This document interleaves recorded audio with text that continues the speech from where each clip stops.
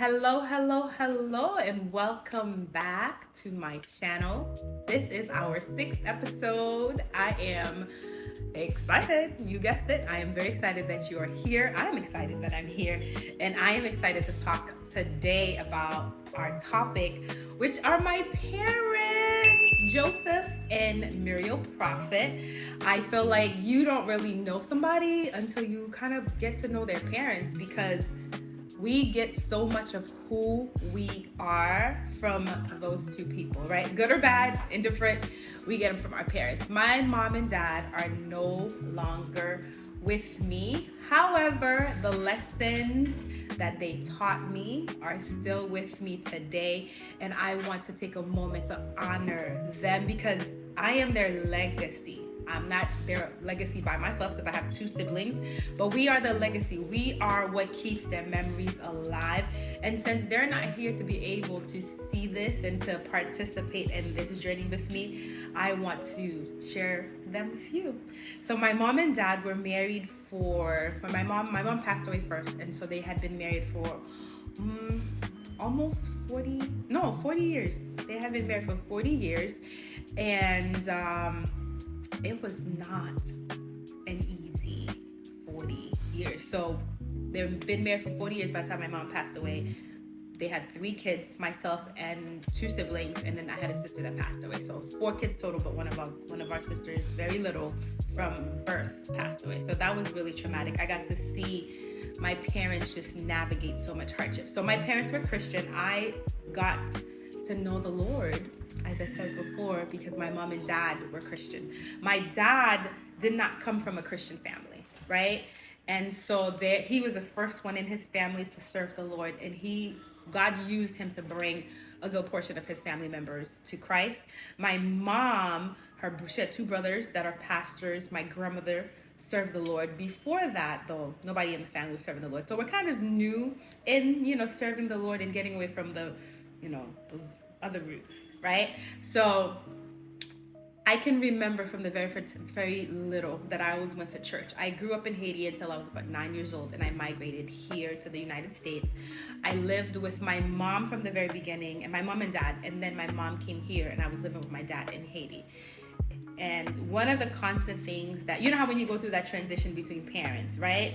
There was one thing that was constant. My dad raised us one way, my mom raised us another way, but constant church. We went to church, we served the Lord, we know the Lord. My father told me that when I was born, he dedicated me to God, and he said, I'm going to be a woman that serves the Lord. And I remember when my dad passed away, I was really, really, really sad, but the Lord had somebody come and tell me, your dad went in peace because he knew that your salvation was assured, and he knew he was going to see you again someday. So he was fine. Like, don't you worry about anything, because I felt like I didn't have a chance to say goodbye. I'll talk a little bit about that. I felt like I didn't have a chance to say goodbye to my dad, and I was just questioning God because, oh man, I was such a daddy's girl. And so I was like, God, like, why would you do this to me? You didn't give me a chance to say bye. And my friend came and she basically gave me that reassurance. But anyways, back to the kind of at the beginning, my parents introduced us to God at a very young age. That's all we knew. Like, we knew church, we knew to respect people, we knew to care for people. And one of the things that I love about both my mom and dad is that Christianity for them was not just words. It wasn't something that they said, but it was something that they practiced. My mother was on a wheelchair for a good portion of my adult life, right? My mom had an illness, and I'm not going to say the name now because it's really long and I don't remember all of it, but she had an illness. Actually, no, I don't remember the name. It's HTLV1, which translates to a whole long thing, but it's HTLV1, and she had this disease all of her life, which ended up making her disabled, where she could not walk. My mother could not walk, but she would not miss church. Even if it was freezing outside, even if it was snowing outside, if her ride would come and pick her up, she was going to church. My mom was on a wheelchair and couldn't do much of anything for herself, but she made sure that I watched my mother with a notebook where she prayed for everyone. If I called my mom and I said, hey mommy, I need you to pray for a person. She pulled out her little notebook and she wrote down the person's name. And let me tell you, she would pray. Like, it would be a year later. She'd be like, you had asked me to pray for so-and-so. What's going on? What's the update, right? Every single Saturday, I literally watched my mom get up at 3 o'clock in the morning and she would pray. And not only she would pray for our family, every single Saturday, my mom would pull out that notebook with all of those names that she had in there, and she would pray for every single person on that list. And when I tell you something, when I knew, like, now I can pray. Now I have the honor of being called a prayer warrior. But before I could be considered a prayer warrior, my mother was the original prayer warrior. When somebody told me to pray and I knew that I really wasn't gonna pray, I could say, yeah, sure, because I was just gonna go to mom and be like, hey, so-and-so said, pray for this. And I could count on my mother to pray. So my mom instilled in me praying and being able to see prayers come to fruition and being able to see the faithfulness of God through her life. The other thing my mom instilled in me was that not to allow circumstances in life to make you count yourself out. There's a lot of people who were doing ministry at church. There's a lot of, and I remember when my cousin preached at my mom's funeral, she said there was nothing that really fit my mom in the church ministry wise because of her health. She created her own. My mother would call people. If you didn't go to church on a Sunday, I promise you my mother would notice. If you missed 1 or 2 Sundays, and it didn't matter who it was, she didn't have like specific people, whether you were young, whether you were old, whether you were new, whether you had been at the church forever. If you weren't around, my mother would know. And she would get on the phone without telling the pastor, without telling anybody. She would just get on the phone. Hey, sister so-and-so, brother so-and-so, I haven't seen you in 2 weeks. Just want to make sure that you're okay. So my mother instilled in me the value of being in ministry because God called you to be in ministry, not because you wanted to be seen. Because we see so many people now that want to do it because the pastor is looking at them, right? We see so many people that are doing it now because they want recognition. A lot of the stuff my mom did, nobody even knew. I know because I'm her daughter. I know because I'm her child, but she didn't go to in front of a committee and says, you know what? I want to start a new ministry. She saw what needed to be done and she did it. And that's one of the greatest things I learned from my mom. Seeing what needed to be done, getting it done, and not allowing people to define you, not allowing people to put you in a box. Because again, her health wasn't well. She couldn't go to the traditional women's meeting. She couldn't go to the traditional things at the church. But what she did at home, she made sure she curated that atmosphere. She made sure she served God with all of who she was. My mom was bedridden for some time, right? Like, she couldn't get out of bed by herself. And that still would not stop her from getting on the phone and calling somebody and saying, hey, I didn't see you on Sunday. I heard that your son was going through a hard time. I heard that your son got arrested. I heard that your daughter was pregnant out of wedlock. I heard this, I heard that. And instead of her gossiping, because that's what we do when we have information about people, we want to gossip. I learned that when you have people's information in your hand, from my mom, you don't gossip. You pray and you find a way to help. You find a way to be an assistance. You find a way to be a light in the darkness, even when you are living in a pretty dark time by yourself. Like, I feel like I really just want to explain a little bit more about my mom. Like, my mom she couldn't walk, right? She needed assistance to do a lot of the things that she needed to do, right? But she did not let that count her out of things. I remember the older my mom got, she used to get burns all up and down her hand. And I used to say, Mom, now girl, you know I know how to cook. You taught me, right? You taught me how to cook and you know I can do it pretty well. How about you let me cook for you? No. I don't want you to cook for me, because if you cook for me, that's one less thing that I can do for myself. And how powerful is that? Where so many of us, me included, so I'm not throwing, stones at glass houses or nothing like that, but me included, how many times when we having a hard time, we throw the epic pity party? right? We focus on the things that are wrong, and we focus on the things that we can't do. My mom never focused on what she couldn't do. She always focused on what she could do. And the things that she could do, she did with all her heart. She did with all her gusto. She did with everything that was in her. And she did not allow herself to feel limited. And that is the shoulder of the giant that I stand on, which is kind of crazy because I'm like, sometimes when I look at my mom and I'm like, man, I really wish I had gotten her resilience sooner. Right? I really wish that I had embodied those lessons sooner because there's so many pains, so many heartbreaks that I went through that I necessarily would not have to go through if I had been able to really survey and study my mother's life, right? There were times when I was throwing epic pity parties for myself. Oh my goodness, I told you about this YouTube channel. It took me forever to get this thing going. If I had really toned into my mother, I would have had this thing going the longest time. My mother, the other thing with my mom was very obedient, especially to the leading of the voice of God, right? If God told her to do it, she was doing it, right? And even though when she was alive, I was still kind of struggling with these kind of things, but something about them not being there anymore just makes you want to embody the very best of who they were.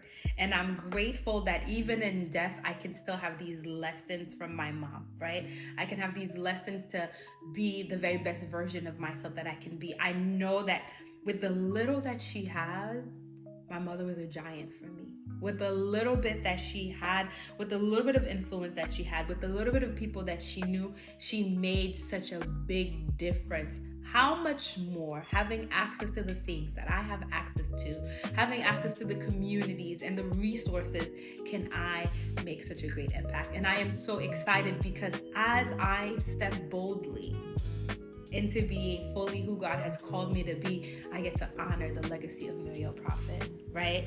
A woman who, for the most of her life, was kind of like, in just one area. But if you talk to anybody in the church that my mom went to, she had an impact. I remember I had a conversation with one of my friends' husbands. I never knew this. I never even knew this. My friend's mom was living in Haiti at the time, and I think her dad hadn't passed yet. But she came to the church with her husband. And I didn't even know this. My mom called her husband to the side and said, listen, that's my daughter. What did you come here to do? Because she was like, her mom is not here, and what you're not going to do is try to take advantage of this situation, thinking you can do what you want. No, she has people here watching over her. And again, if my mom could do that with the limitations that she had, I have no choice. And I don't say this to be prideful or nothing like that, because she was great in her own right. I have no choice but to be great because I stand on the shoulder of greatness. So as I'm talking about my mom, I want to encourage you. What are some of those things that your parents instilled in you that you felt like for so long that you saw your mom or you saw your dad being so big and so great that the devil lied to you and made you think that that's not you? I'm here to tell you that everything that your parents instilled in you is you. And everything that you saw your parents do, the Bible tells us that when Jesus was leaving the earth, he said, greater works than these shall you do. Right? So when you see your mom and you see your dad, no matter who your mom or your dad was, the Lord has ordained you as their replacement. Right? And if the Lord has ordained you as their replacement, greater works than what they did shall you do. So I really want to take a moment right now to speak to that insecurity that floats in your mind that makes you think that, oh my goodness, I have such great shoes to fill. You're the man, you're the woman for the job. If God did not know that you could fill it, he would never put you in the position. He would not put that mother to be your mother. He would not put that father to be your father. Your parents were the stepping stones to who you are and what you saw your mom do, what you saw your dad do. What they instilled in you is going to absolutely come to fruition, okay? So now let's talk about my daddy. I don't want it to make it seem like I don't love my mom. I love my mom, but I am such a daddy's girl. I am such a daddy's girl. And while I miss both of my parents every single day, I was just always a daddy's girl. Daddy's girl in such a sense, like if my parents, when we were little, if my parents got into a fight, this was weird. I don't know if this was like this in your own household, but when my parents, okay, let's backtrack just a little bit. My parents didn't really live together for the entirety of their marriage. For a good portion of their marriage, my dad lived in Haiti, my mom lived in the United States, and that's pretty much how it was. So when my mom would come visit us in Haiti, if they got into a fight, my dad would just leave the house. I don't know who does that, but that's just the way my father was. He would leave. And I think he did it once. I don't really recall exactly what happened, but I think he did it once. And then after that, what I remember distinctively is whenever they argued, I had my suitcase and I left. I was by the door. I'm not even lying to y'all. I would hear them argue and I would go in my room, pack my bag, and wait for my daddy by the door. We out. We fighting with her. And then I remember once when my mom came to make up with my dad, she came and made up with both of us because we have issues with you. Okay? Like, you pissed us both off. So that's just to show you, I've always been a daddy's girl, right? So my dad lived in Haiti for a good portion of his life. And then after the earthquake in Haiti, actually even before the earthquake in Haiti, let me speak English, my dad was here. And my dad, I don't know, ants in his pants is what I would call it. He would come here and then, okay, I'm going to move to the United States. I'm going to stay with you guys. I'm going to stay with you guys for a few months. And then as soon as a couple of weeks would come, he'd be like, I got to go back to Haiti. So on this particular occasion, my father says, I want to go back to Haiti. Me being the daddy's girl that I am, I bought my dad a plane ticket and sent him back to Haiti one day before the earthquake in Haiti. Then earthquake strikes. And if you remember this, Haiti was off the grid. We couldn't get nobody on the phone, right? It was just pitch black on TV. We couldn't get any information. This daddy's girl was freaking out, okay? And not only was I freaking out, I was feeling guilty, unnecessarily so, because I bought him the plane ticket. I didn't know. But I was like, God, if he dies, I'm just gonna be like, I sent him to his death. I'm dramatic. Just, let's be clear. So I called my mom and I was like, Mommy! And my mom was like, in true mother fashion, she said, be quiet. Get on your knees. I'm gonna pray. And I got on my knees in my house. My mom said, God, you know your daughter's not ready for this. And she wasn't very fond of my dad at the time because he had done some stuff to her. But she said, save him for his daughter. And the Lord took my mom's prayer to word and saved my dad. That night around 4 o'clock in the morning, I called my dad. And let me tell you, no sweeter voice I had ever heard than when my father picked up the phone. And nobody's allowed to call me this, but I'm going to say it so I can be authentic. He picked up the phone. He said, Lolo. And that's what my father called me. He said, Lolo, I'm okay.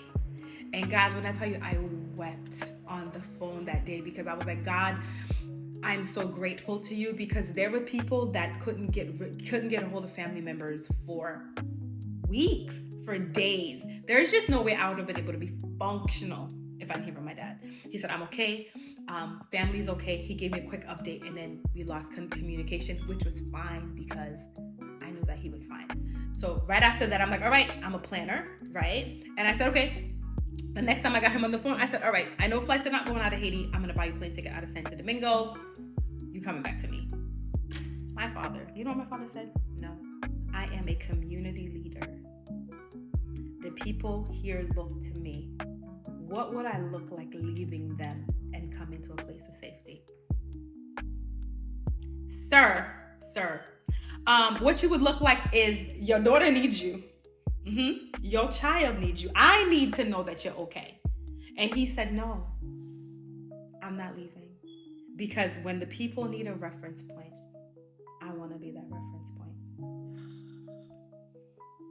I was not happy with him because I'm like, I wanted him to be safe, but I understood who he was. And I was like, all right, fine, whatever. So we talked every single day, twice a day, just to make sure that he was okay. And the thing is, eventually that stress, I think, got to be too much for him, and he had a stroke. When my dad had a stroke, now let me tell you something. If I learned prayer from my mom, I learned faith from my dad.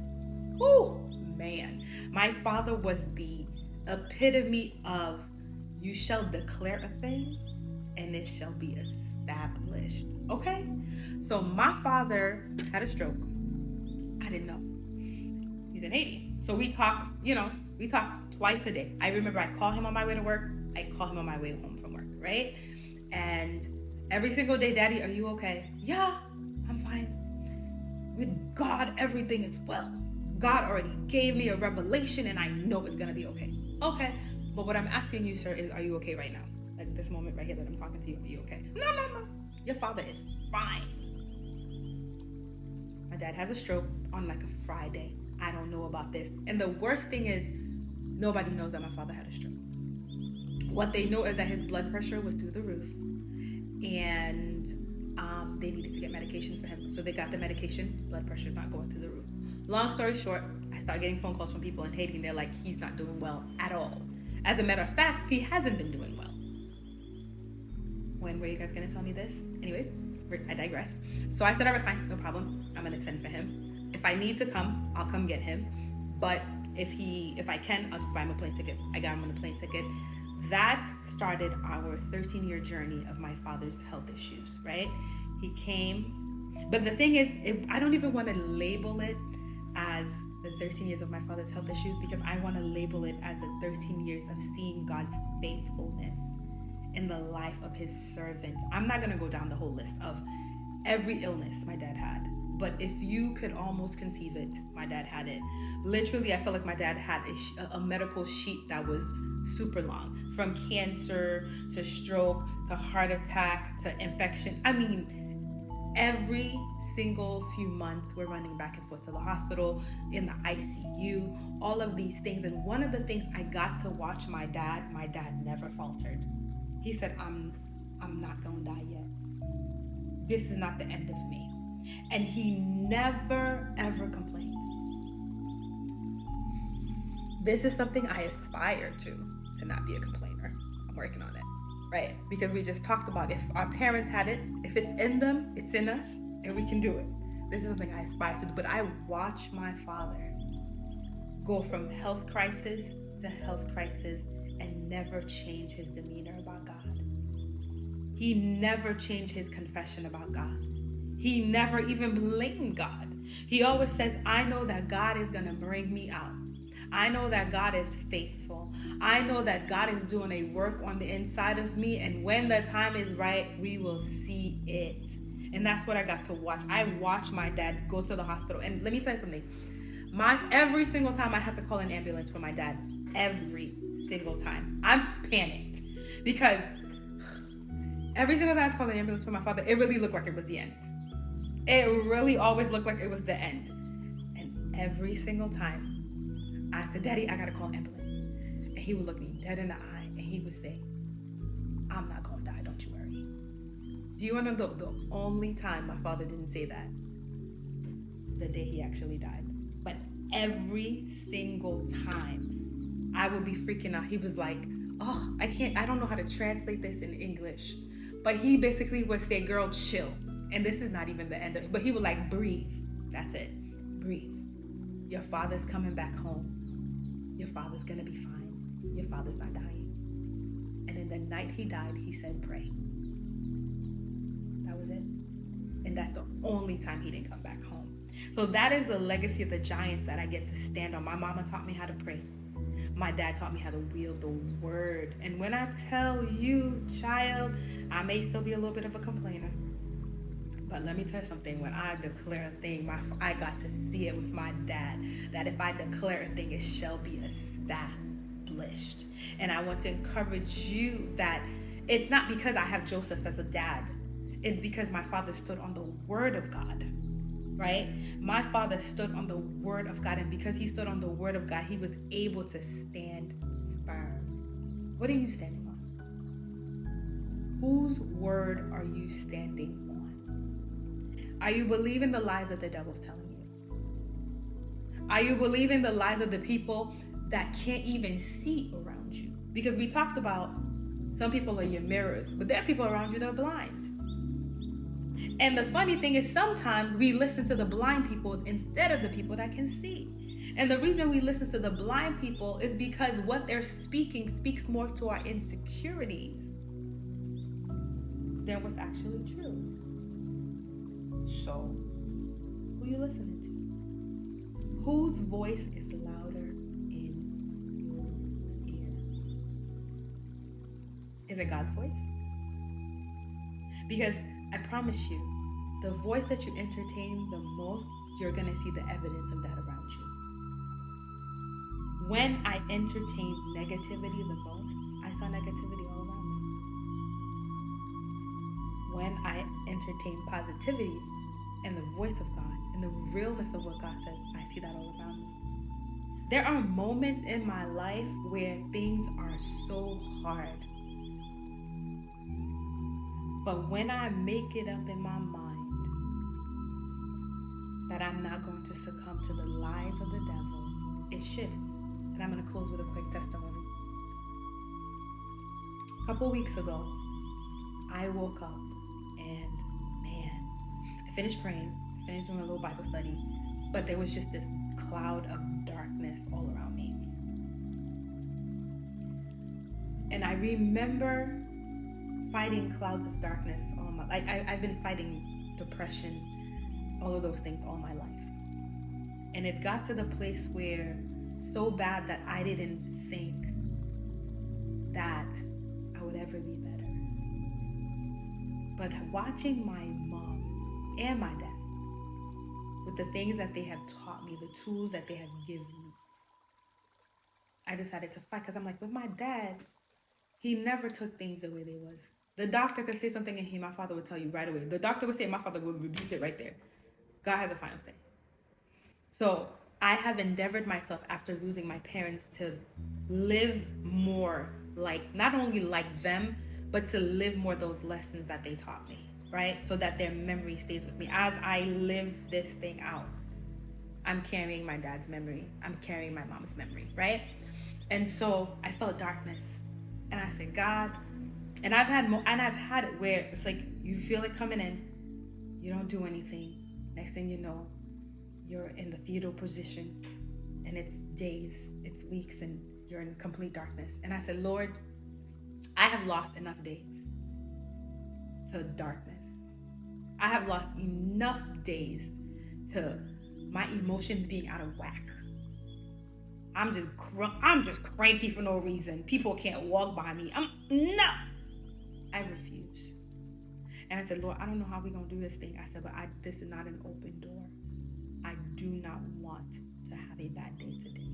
I don't come into agreement with it. I was like, I know what I can feel in the atmosphere, but I don't come into agreement with it. So I was like, Daddy, let's go to war. Let's do what we do, because we're not. Guys, that was probably like around 5-6 o'clock in the morning. By 7 o'clock, I was leaping through the neighborhood on my morning walk. My dad showed it to me. My mom showed it to me. I'm living it. And I want you to know that you can live it too. I know that I'm not just here just because, it's trendy. Everybody's doing a podcast. And I believe that everybody that is doing a podcast, they have people that they're called to. And I know that the people that are called to me are people that are going through some of the things that I went through. And the Lord wants me to be that living proof that not only is in you, it's on you. And you will be all that God has called you to be. You're not going to be perfect overnight, so give that up. I'm still working on that part. But God is with you. God, He's for you. And every single experience that you have been through, whether it's been with your parents or any other relationships, it's all working out for good to make you into the person that God has called you to be. Thank you so much for letting me ramble about my mommy and my daddy who are in heaven with God. And they're their stories, and I pray that their stories would motivate you to pray and to have faith. I'll see you next time. Have a great week. And before I get yelled at, please, if this video blessed you, like and subscribe. See you next time.